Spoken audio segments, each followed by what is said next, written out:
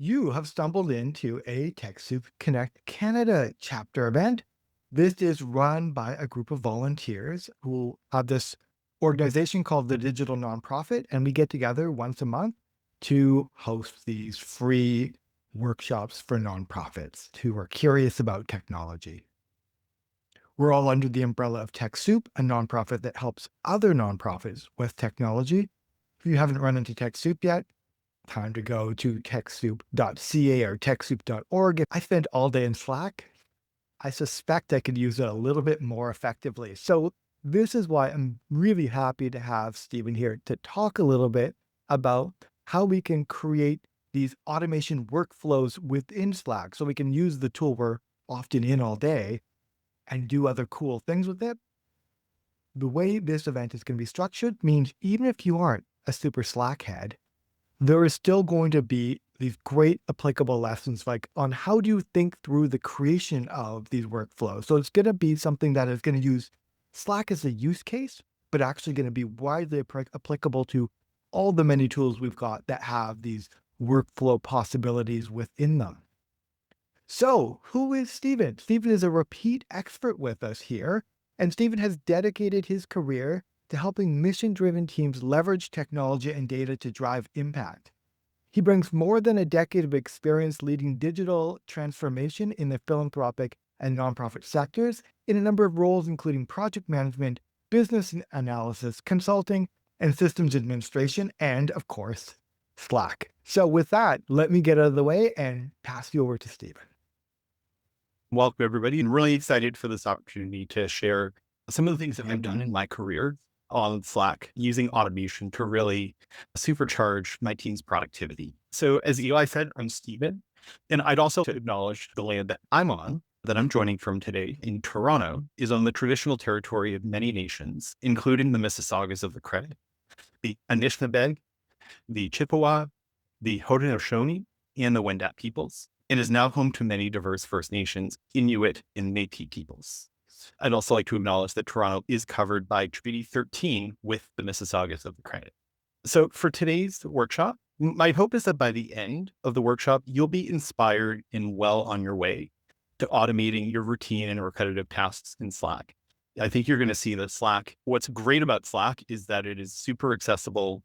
Anybody on your team should be able to go in and build a workflow and really improve and optimize your processes using this tool. We'll learn about what kinds of nonprofit workflows are ideal for Slack. We'll see some real nonprofit workflows in action. This is going to be a hands-on session. So we'll actually get into Slack and do some building. And we'll come away with templates and inspiration to start automating our Slack workflows. I'll start with a little intro. We'll take a few minutes to level set on some core concepts and requirements. We'll take a few minutes to help you get set up in Slack as well. I've timed this to be no more than 10 minutes. And then after that, we'll get into Slack and start building workflows for actual nonprofit use cases. Throughout, as Eli had said, please share your questions in the chat. I'll be sure to pause periodically for questions, give you a few minutes to try things out in your own Slack instance. And then at the end, you'll also get the slides as well as an automation checklist that I put together. So you can take this away and start building in your own Slack instance. They've prepared a lot more than you can get through in an hour. We'll get inspired and then take away from there. But first, let me introduce myself. So I was reflecting recently that I took my first nonprofit job in 2006. It was in educational programming. And in just a few weeks, that's going to be 20 years. So I've been in nonprofit for a long time, and I found my way into foundations, so grant making, as well as technologies in 2013. So a little over the last decade. I worked in public sector grant making. I've done consulting to foundations. I worked most recently for the National Leadership Organization for the Community Foundation sector here in Canada. And I'm actually originally from the States. So happy Thanksgiving to everyone and happy December, the time when nothing gets done because we're all on a tryptophan hangover up until the end of the year. My last role at CFC ended in September. This is actually how Eli and I first started. Talking about the session was I was doing some things at CFC and I attended a webinar actually and got an invite to chat with someone at TechSoup after the webinar and got connected with Eli, who were talking about some of the things we were doing at CFC. And he was really inspired by that and thought it would be great to share. So even though my role there ended in September, starting to think about what I'll do next. This workshop really comes out of a lot of work that I've been doing in Slack across several organizations, not just CSC. So all that to say is I'm very happy to have a follow-on chat with anyone. If you're excited, interested in what we're talking about, want to talk more about automation, other things related to tech and nonprofits in general, I'd love to connect. And we'll share my contact info at the end. So this is a hands-on session. And if you'd like to build in your own Slack instance, I'd encourage you. So I want to take a moment here and actually help get you set up before we go any further. Following along in Slack is optional. If you don't use Slack, if you don't have Slack in front of you, if your preferred learning style is not hands-on, it's some other modality, totally fine. You can still fully participate. I'm going to be sharing my screen and you'll see everything all on the way. We're also recording, and Eli will share the slide deck and the recording with you afterward. But for the moment, I'm going to jump out of the slides and into Slack and walk you through. So I'm in Slack. If you've used Slack, the interface should look pretty familiar. We've got our channels on the left side. We've got our viewing pane in the middle here. And I want you to first log into Slack. So I'm assuming that you've made it this far. The first thing we're going to do is we're going to look at the channels on the left. When we're building, we're playing around with things. We really want to work in a sandbox environment. We want to test the environment, but you don't want to build something right into your team's main channel and then have it going and distracting your team. So we're going to create a test channel. You can see I've created some channels here as well. If you scroll over channels, or if you're using any of the groups or sections, you can scroll over any of them, but we can scroll over channels. And you're going to see it's going to reveal 3 dots that say more action.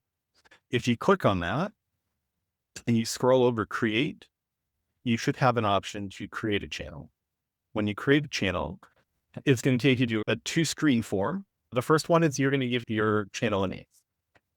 So I'm going to call this very creative test. You can make this multi-word if you want. Let's do test channel. One thing to note about, or a couple of things to note about this. One is you'll see the character limit, no more than 80 characters. The other is you can't have spaces. So if you want a multi-word channel, you'll have to put a hyphen between the words. So you test hyphen channel and click next. And then we're going to set our visibility. And I'd say for now, it's not going to impact anything either way, but I encourage you to set it to private. That way, only you and any people that you assign this to or give access to will be able to use it. If it was public, anybody in your organization would be able to find it, join. But right now we're just testing, we're playing around. So we don't do that. Then we'll click create. And now we've got our test channel. If you're joining as part of a team, you want to invite some other people on your team, you can look them up here. I'm going to skip this for now. And now we've got our test channel. So this is one thing. It can give you a moment to do that. And then the other thing is we want to make sure that we have access to be able to build workflows in Slack. So we're going to scroll. Actually, I'm going to expand this a little bit. Up at the top, you should see your organization's name. So we're using public bid app house here. If you click on this, on the name of your organization up here, you scroll down, you should see tools and settings. And if you scroll over that, you can click on workflow builder. You can see I've already built some workflows. I was playing around in this. You want to come here and make sure that you can get here. And also that you have a button that says news up here in the corner. If you have all this, you're able to build Slack workflows and you have everything you need. By default, Slack gives everybody on a paid license access to Workflow Builder. However, it is something that a workspace owner or admin can restrict access to. So we want to just come here, double check and make sure that you have access to that. Assuming you do, then we're going to be good to go. I can share some of the things I've done regularly in Slack. Slack is a place where you do a lot of communication with my teams. So do a lot of updating team on the work that's been completed or that's in process. Having been the technical resource within organizations, people have come to me for help. So I fielded lots of requests for help called tech requests. And done a lot of coordinating around project work, and I really believe in sharing, celebrating the good work that people are doing. And so recognizing great collaboration that I'm seeing, great things that have done. I'm curious if there are any other things in the chat. I see repetitive tasks, weekly check-in with the team, with project status. I see team updates, managing help desk requests for forum sites, sending tasks to other people, submitting request tickets for social media support, replying to task comments created in Asana.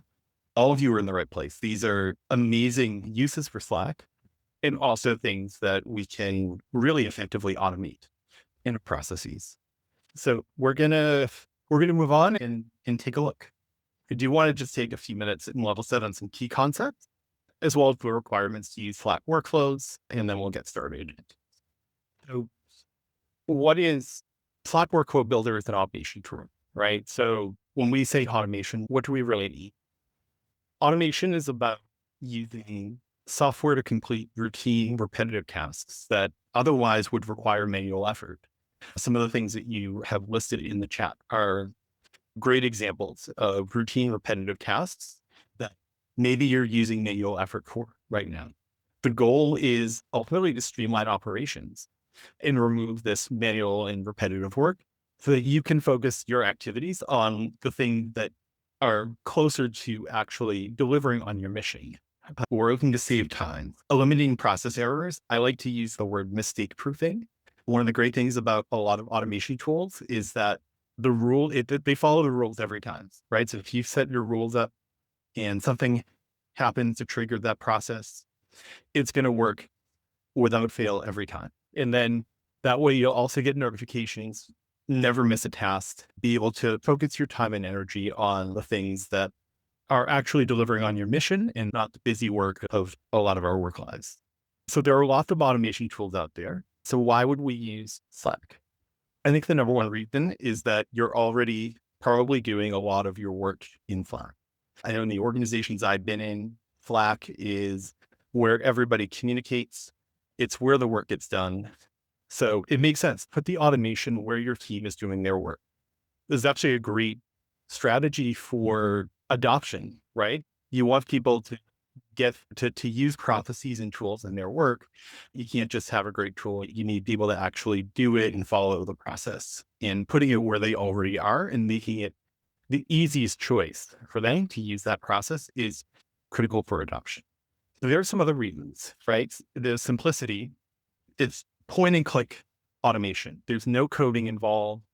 The functionality is out of the box.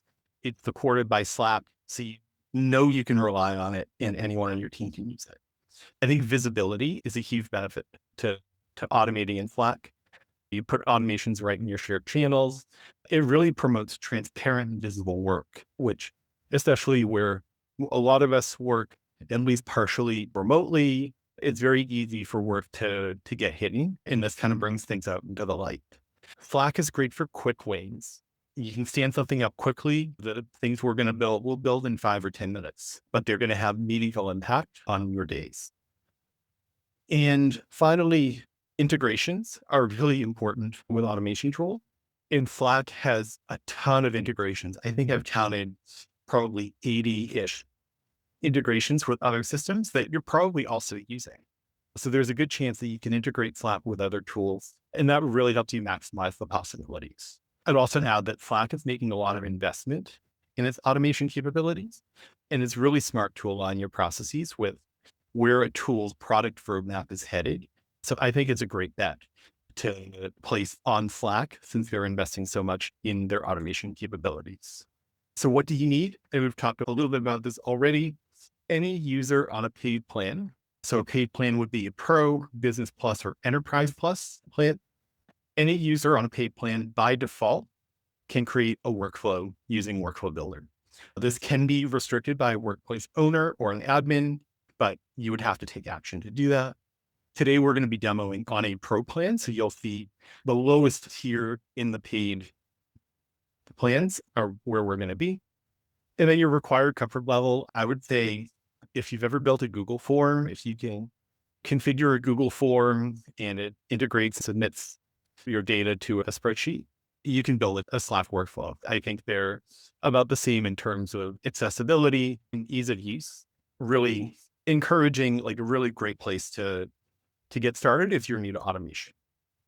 And then finally, I just want to cover a couple of definitions, some terms we're going to see as we get into Slack. There are really three. So one is trigger. When we talk about a trigger, we're really talking about the event that starts the workflow, right? And you'll see some triggers might be a schedule, right? You want to have something every Monday at 9 a.m., right? So if it's Monday at 9 a.m., that's the trigger and starts the workflow. If somebody clicks a link or a button, that's a trigger, start the workflow.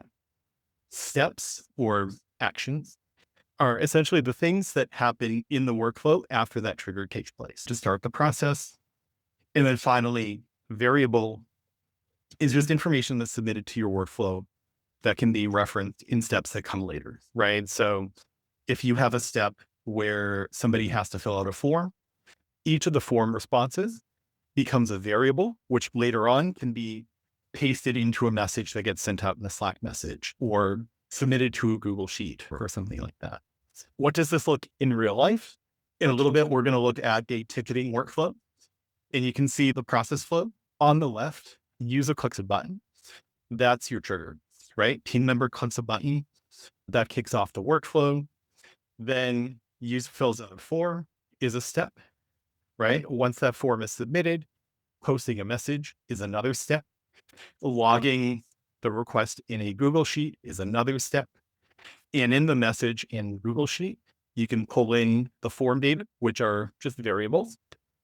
And then obviously the outcome at the end is the team has the information, they respond to it, they resolve the ticket. This is stop and catch my breath for a moment. But that's pretty much it for the intro. And see if there's anything in the chat. Thanks for sharing that. Integrations, Eli, seeing none. This is a hands-on workshop. So why don't we actually jump into Slack and start building? Before we do that, Eli's going to share a one-pager, put together an automation prep checklist. This is really representing the process that you want to take when you are building any kind of automation. It's essentially a 4-step process.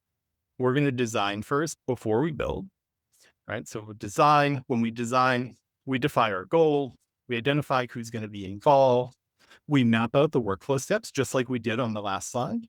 Very simple, kind of what happens, then what happens, then what happens. Make sure that we have the right permissions, which we've already done. Then we're going to go and we're going to build what we've designed. And when we do that, we're going to try to be clear. We're going to be descriptive where there's descriptions or titles, workflow names. We want to make it so that people can see, or anybody who's looking at it can understand what's going on and what was intended. We're going to customize our messages to reflect our organization tone and voice. We're going to keep it simple. We're going to make sure that we're putting things in the right channel to really maximize visibility and impact. After we build, we're not just going to launch it. We're going to test. You want to always test before actually rolling out an automation. You want to make sure it's working as expected. If you have variables, you want to make sure that they pass through the information to the right places. You want to make sure if you're sending messages, they go to the right people and channels. And this is a great time to enlist your coworkers, especially if they're going to be end users. Have them test, give you feedback. You can iterate on it. Make sure you get it right before going live. And then finally launch, right? So we're not going to launch today. We're going to stay in stages 1 through 3.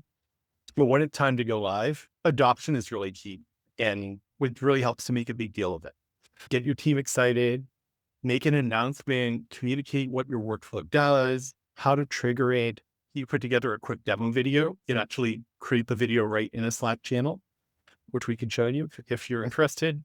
Find champions on your team who will talk up how much time it's saving them, really help build the momentum. This is what is critical in any kind of new functionality that you release to your team. And get feedback, right? Have people use it, have people give you feedback, keep making improvement, iterate on it. It's really easy to do that. Okay, so let's build a workflow. We've got about a half an hour. I think we can get through several examples. The first one I prepared is this one I call automated check-ins. if you're like most organizations, you probably have some form of stand-up meeting to bring the team together, check in. I think we all agree. I don't think this is controversial to say we're all in too many meetings, but there is value in having structured touch points with our teams, right? So how do we strike the right balance between making sure we're checking in regularly, but not spending our entire week in meetings, which I know I've been there. I'm sure we all have. We can use Slack to build this process so that instead of needing to meet for a half an hour every day, we can send a message that prompts people to send their updates at the right time, facilitate collaboration, and helps us move the work forward. You can see here we'll have a trigger. And so we're going to set this up for a once a week check-in. Every Monday, send it out at 9 a.m. The workflow will then send a message that will draft to the team channel, and it will remind everybody to share their updates. Pretty straightforward. One trigger, one step. There are things we can build off of that if we want. We'll start here. And the outcome then is everybody gets their message. Everyone posts their updates, and then the team collaborates in Slack, right? Somebody says, I'm working on this. I need help on this. Your team can use Slack to collaborate and remove blockers and move the work forward. So let me pull up Slack. I'm going to come back out to the beginning we've got our test channel, which we created a little bit ago. And so just to get back to where we were, remember, we'll click on our organization name up here on the top. The down arrow is the indication we're in the right spot. And we'll go tools and settings and workflow build through. Now you can see I've actually already set it up, but it's unpublished. We're going to create it from scratch. In fact, I'm just going to go ahead and delete this workflow so that we can start it over. In the top right corner, we're going to click the green new button. And we're going to have two choices. We can build a workflow, which is what we're trying to do, or we can create from a template. If you build from a workflow, it's going to start from a blank slate. This is great for a lot of use cases. But actually, before we get started, I want to see if there's a template. This feels like a pretty common use case. Every team does check in. So let's see if there's a template. We click on this. Actually, the first feature template is weekly check-in, right? So let's check this one out. You can see that there are all sorts of templates. Here, you do scheduled messages, feedback log, notification, incident response. It's a great use case for this. New hire onboarding, PTO request, all sorts of things that actually Slack has already built. And you can just take and customize for your needs and go. We're going to click on weekly check-in, and it's going to give us the structure, right? So the blue icon here is our trigger, right? And we're not going to worry that it says December 5th at 9 a.m. We're going to customize the date. But as an example, starts on a particular date and then it repeats on a particular schedule. And then the steps are going to be, or the step is going to be, send a message to a channel. Let's set this up. It's going to take us to a string where we're going to define our day of the week. So weekly check-in, I think we said Monday at 9 a.m. You're going to see this is Eastern time because I'm in Toronto. This is going to default to whatever time zone you set in your settings in Slack. So actually, since we're on, I know Eli is on the West Coast. Let's be respectful to our folks on the West Coast, and we'll make it 9 a.m. Pacific time, which is 12 p.m. Here, everybody worked on teams that are across the country, want to get notifications to everybody at a time when they're working.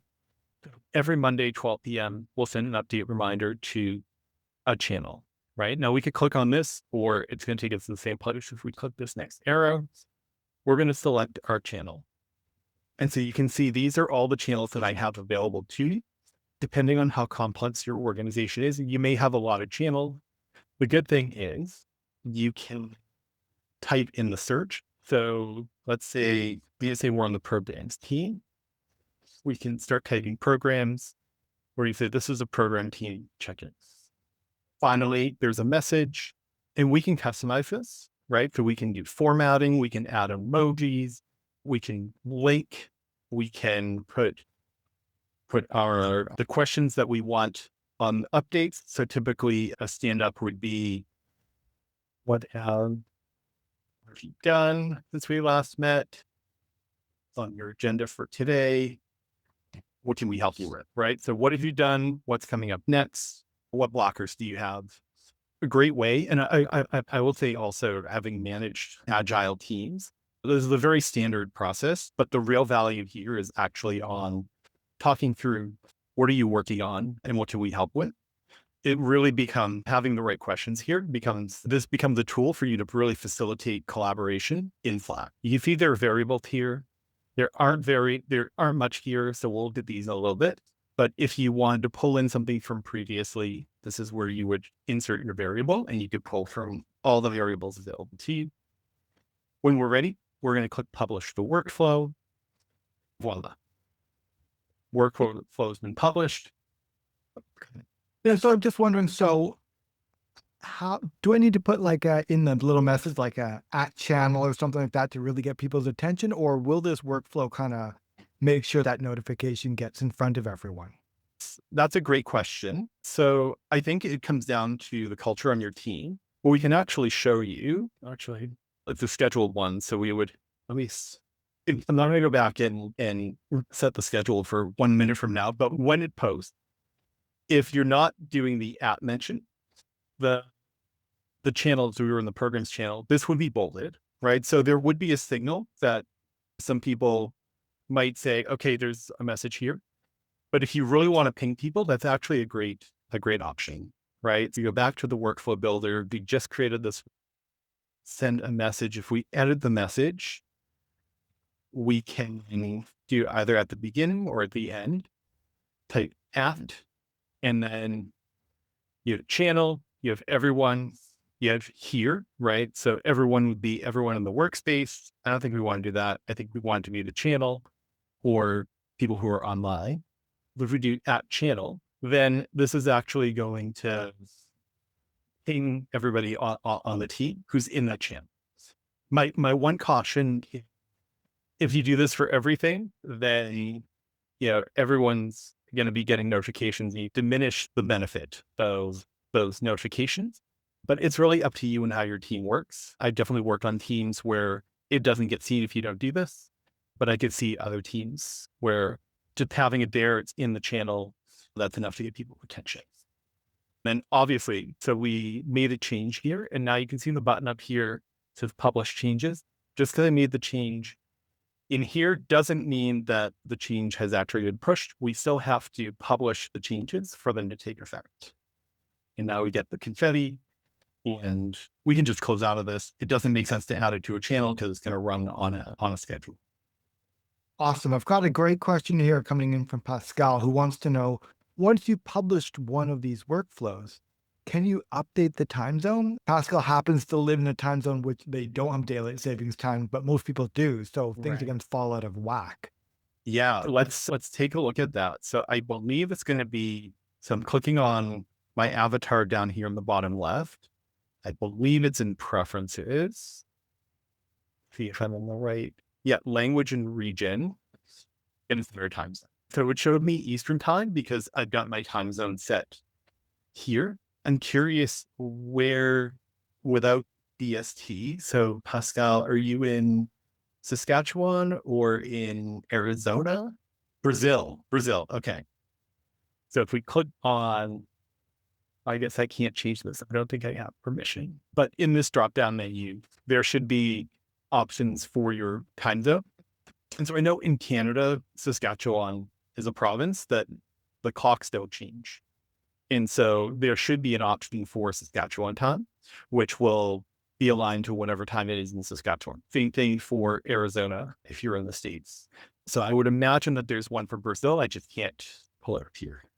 Right. But so I think the key point here is when you set up an automation, it's at a fixed time to what you set it. So you don't set it as a relative time to 9 a.m. wherever the recipient happens to be at that time. That's not an option. Exactly. So this is one of the things with Slack workflows where it's great, but it's also limited because it's out of the box for sure. You have to set a fixed time. If you want something that's more dynamic, you might want to choose a different automation tool that might have that capability. Any other questions? We've got 17 minutes to the top of the hour. So why don't we move on to, I see, I'm not sharing the slides. There we go. So we're just another visualization of the workflow that we had looked at. Every Monday at 9 a.m., workflow triggers on schedule, it posts the message, and then the team reviews and responds. So I am really excited about this next option or this next example. So we're going to fly content for review. So I work with some fabulous communication folks in my career. And I know that one of the things that they spend a lot of time on is just trying to gather stories and quotes that bring the work of the organization to life. The challenge is that these stories and quotes can show up anywhere. Team members might share something that's great they heard in a program specific channel, right? They might link to a news article in the general channel for their organization, or they might have an anecdote from a site visit and they send it in a DM to their boss, right? These things end up becoming missed opportunities because they don't ultimately make it to the communications team. So you can't do any storytelling around it. But what if I told you that we could get info from the comms team anywhere in Slack by simply using an emoji? In this example, we're going to trigger the automation by reacting to any message with the megaphone emoji. Then we're going to share a link to that original message in a comms specific channel. And then we're going to add that message to a story bank where you can then take it and work on it. The outcome is you start to forward these stories. It actually makes your content planning easier for things like socials, for your website, for reports, and it improves your storytelling for fundraising. User reacts with the megaphone emoji, post a message to comms. We can log it. We're going to use a Google Sheet for this to log it, and then the comms team can review it. I'm wondering, I see the chat. You want to do that after the next demo? I can go through this demo quickly, and then it's a great question. I do want to answer it. Okay, so I'm going to get rid of this fly content for comms review because we're going to rebuild it. So new workflow. And this time, instead of creating from a template, we're going to build it from scratch. So I'm going to click build workflow. And so it's going to show us a blank slate. But again, it's the same kind of structure. The trigger is what starts the workflow. We'll choose our event, and then we'll define the steps. So we'll start the workflow. And in this case, the workflow is triggered by an emoji reaction. So you can see all the different options we have. We can start from a link to open up a page or a web form. We do the schedule, when somebody joins channel. In this case, we're going to use when an emoji reaction is used. Then we're going to define the emoji, right? So I've already been working on the megaphone emoji. So it's right there and accessible to me. You can choose any emoji you like. I definitely want to consider emojis where it makes sense, but also might not be confused for something else because it's going to work every time you use the emoji. So I might stay away from the ta-da emoji because I know I've used that a lot. But the megaphone emoji feels pretty specific, and I think a good example for the use case. And then the channel. So we're going to have to define which channel, if somebody reacts with an emoji, which channel this workflow will work in. We can choose multiple channel. And so in this case, I'm just going to choose all of them, but there's a good chance that you probably will have certain channels you use in your organization more. And so you might restrict it to certain core channels for that. So to start the workflow, we've got that defined now. And then we're going to do these things. So we said we want to post a message to the communications channel. So when we click on this, we're going to see steps into slightly different lists. We're also going to see we've got all of these different systems that we can integrate with. We'll come back to this in a moment. We'll do something with Google Sheets. But first, we want to send a message to a channel. And we're going to choose, in this case, the communication team. So we're going to send it to the comms channel. And our message we can draft whatever message we want here.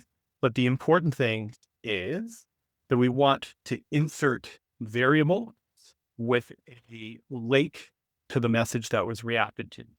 What this is going to do, we'll actually see in a moment when we test this, is if we'll actually put a link to that message. Now, we're working on an older version of Slack. So what I don't have available to you, but that you will have if you're on the most recent version of Slack Workflow Builder, is there will be an option here to actually paste the content of that message as well. So I won't be able to show you that because of the version we're using, but that is also really handy, much more useful than just the link. But the link gets us some of that. And then we can add an additional step, right? So it does step 1, then it does step 2. And we're going to come down to Google Sheet, right? And we've got some options for this external system. Each external system is going to have different options, right? So for Google Sheet, I can add a row to a spreadsheet. I could delete a row from a spreadsheet. I could select a row in a Google Sheet. I could update a row. If I wanted to use a project management tool, if I wanted to use Asana, I would have different options, right? You add a task to a section, comment on a task. They could create a project. They could create a task. They could update a task. So different systems, you can do different things. But in this case, I actually have a spreadsheet already where I'm tracking these requests. And I just want to add a row to that spreadsheet so that it adds it there. Now, I've already authenticated a Google account. If you hadn't done that, you would first need to log into basically you would create a connection to your Google account by logging into your Google account. And then it shows up here and you can select the spreadsheet that is in your account. In this case, you can cause review. And then you can select which tab here. Click next. Then we're going to pass through the variable that we want to add to the spreadsheet. So you can see all the columns in my spreadsheet that I've already set up. And for the user who reacted, we can find user who reacted to the message, who sent the message, user who sent the message, the channel where the reactive message is in. Really anything you want to track here. If it's available in Slack, you can pass it through, right? So the link to the message that was reacted to, the time let's do the time when the workflow started, and we're done. We're not done yet. We need to finish up, right? You always have to publish before it goes live, but we're going to finish up. We're going to give our workflow a descriptive name. So we're going to call this content review flag, give it a description on anecdote stories and quotes for storytelling. We need to set our permissions. So who can find this workflow? We can make it available to everyone. When we say find this workflow as well, we're talking about being able to manage it, not use it. It's going to work if it's anything in those channels. So I might make this workflow managers only for now, but it's up to you how you want to manage that. And then publish and done. And because this happens on emoji reaction, if we come back to a channel, let's find, I think we've got some stuff in here. I've already used that. Oh no, I have not used the megaphone reaction yet. So we're going to test it with this team update message here, right? That doesn't have a reaction yet. So what we should see is this message should show up in the comms channel after I react with the megaphone emoji. And then it should also populate in that spreadsheet. So if we add a reaction, we do megaphone emoji, give it a minute, you can see comms now is bolded. So there's a message in the comms channel and you can see the link. And in here, you can see the original message. So it's simple, super simple, great way to be able to pass along these quotes with just an emoji reaction. Doesn't require any time. And let me try. I've got my comms review. I'm going to pull this in just to show you I haven't done any formatting here. But essentially, we have the data that we put here. And if we were using the newer version of Slack Workflow Builder, we would actually be able to put the content of the message, not just the link in here. Okay. And we've got about 5 minutes left. I want to come back to this question from Laura. Okay. So I have a number of automations using Slack and Zapier. What criteria do you use to choose what criteria do you use to choose a tool when you build automation? Yeah. Do you want to have something, but do you want to expand on that, Laura? Sure. Yeah. So I have a bunch of different automations that I've built, but I mostly have built them with Zapier. So things like I have one that does something really similar to the one that you just built, where we get help desk requests into our contact us form, and then if I put a particular emoji on them, and then sends a default response via email to them. But I built that primarily using Zapier rather than doing it in Slack, just because I think I did it a little while ago and I think Zapier had more tools. But do you have, like, how do you usually decide, should I make this directly in Slack, or should I do this as more of a Zapier thing? I know Zapier also has an approval option now with their Slack integration, which is really nice. We use that for a couple of things. Great question, because there are lots of different ways to do this. And I'll say Zapier is a great tool as well. And I've done the same thing where I've used Zapier. I have put together a decision tree that I think might be helpful for this conversation, right? Ultimately, like you want to use the right size tool. The first thing I would say is I think there is a decision, do you need to automate something at all? But assuming that we have a high enough volume, high enough frequency task, right? Something where you can really save time.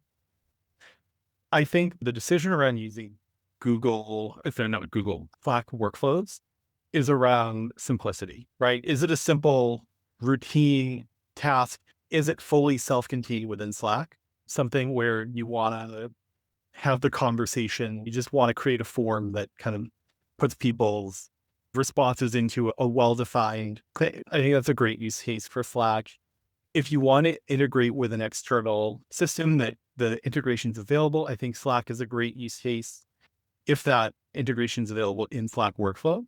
But I think Zapier is a great tool if you want something that's a little more complex. I would say if you're integrating with one, like we just showed, pushing a Slack message into Google Sheet, right? That you can do from the Slack workflow. But if you want to do more complex things, if you want to integrate with more than one system, then actually I think I'd call it integration as a service or like a middleware tool is probably going to be better. I think the other thing is you can look at Zapier and see what tasks it can do, right? Because Zapier might have a lot more capability. It's also a lot more tool. And there are costs associated with it, especially if you have lots of tasks, because Zapier's model is you have to charge you based on the number of tasks, right? So if you have a lot of tasks that are in there, it could get really expensive really quickly. But yeah, I think it's a question of simplicity. I think the sweet spot for Slack workflows is things where you're already doing your work in Slack and you can just make it a little bit more efficient. You can empower your team to really take ownership of that and improve on a process. If it goes beyond that, then actually I think Zapier is a great option. Does that answer your question? Yes, thank you. That was I can show you other things that are already built. So we won't build it from scratch, but you can see some of the other things that we prepared. We were flag content for review.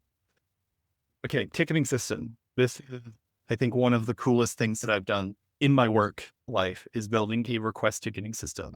So as I said, we got lots of help requests.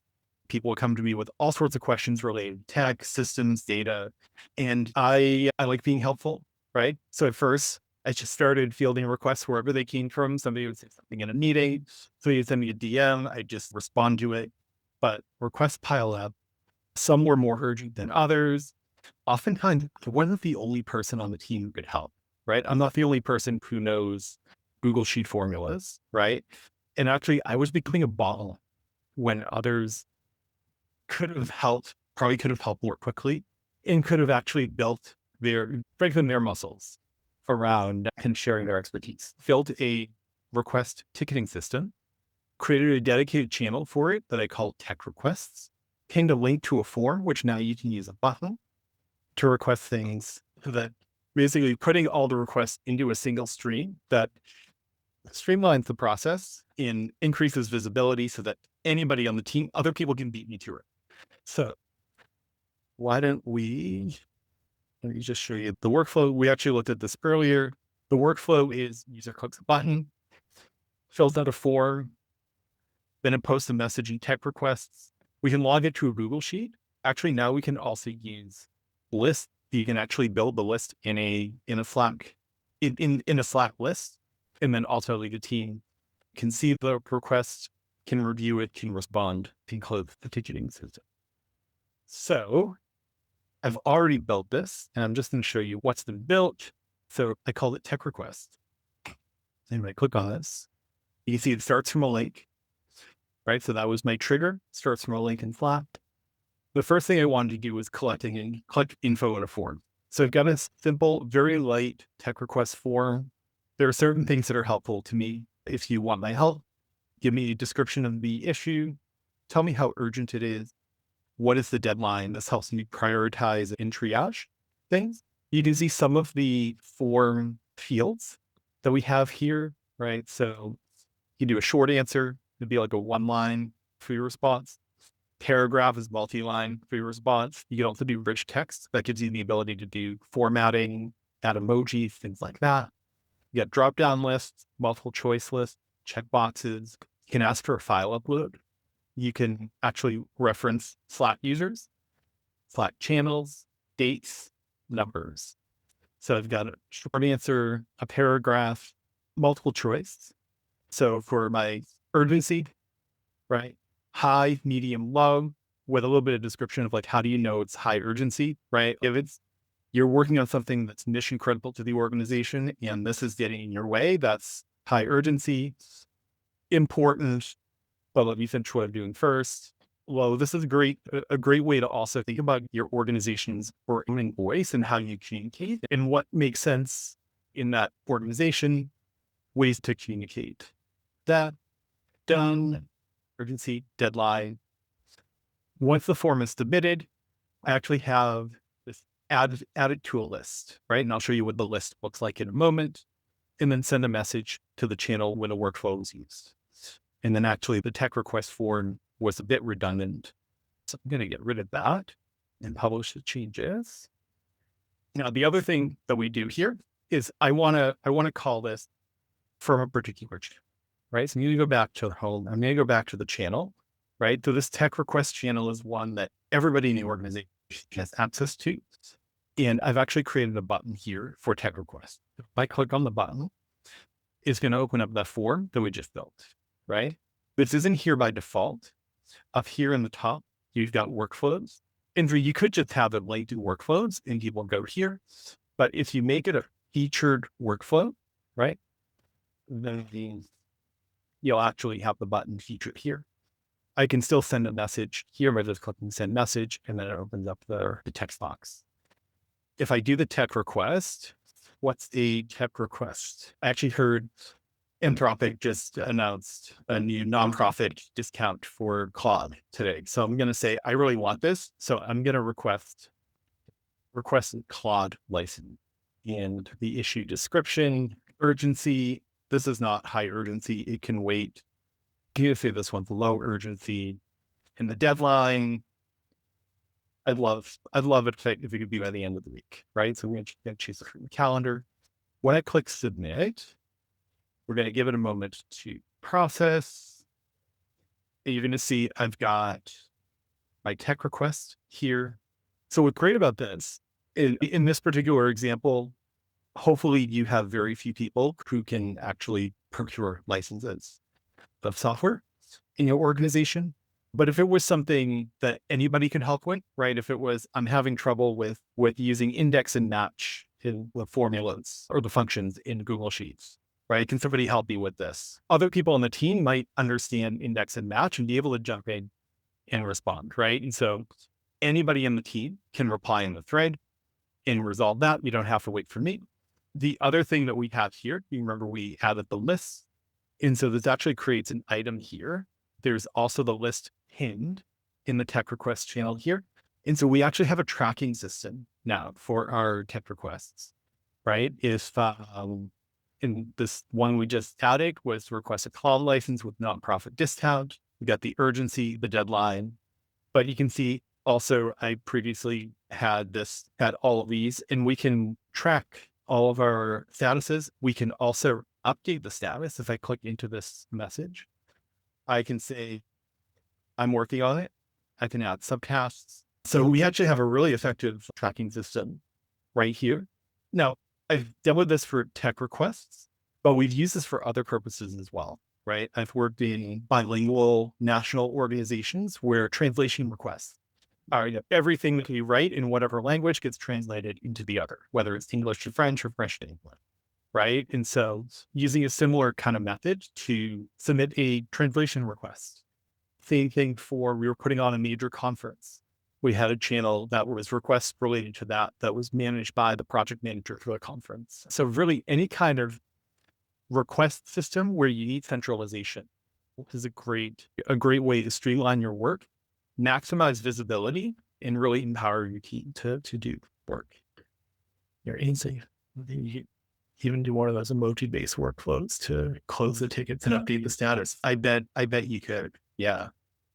Thank you. It's been great. Really enjoyed sharing this. Got my info on the screen as well, which will be in the materials that Eli will share. And yeah, really excited and happy to chat further, talk about other use cases you see in there, chat about automation or tech in general. And yeah, thanks everybody